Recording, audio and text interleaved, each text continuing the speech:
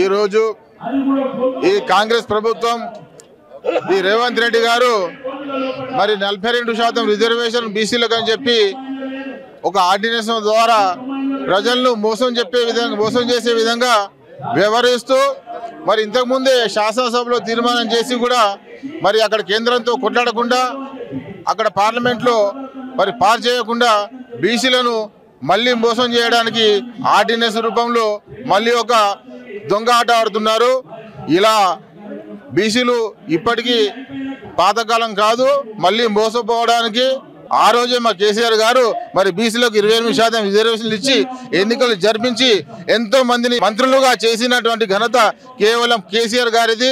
Ordinance అనేది చెల్లదని చెప్పి తెలిసే ఆర్డినెన్స్ ఇచ్చి కేవలం ప్రజలను మభ్యపెట్టడానికి తప్ప వేరేది లేదు. ఉద్దేశం లేకపోతే మరి కులగాన్ని ఎందుకు చేసినారు? కులగానే అంటే ప్రజలకు చూపించాలి కదా. ఎన్నికలు జరపాల్సిన టైం అయిపోతుంది, ఏడాది దాటిపోయింది.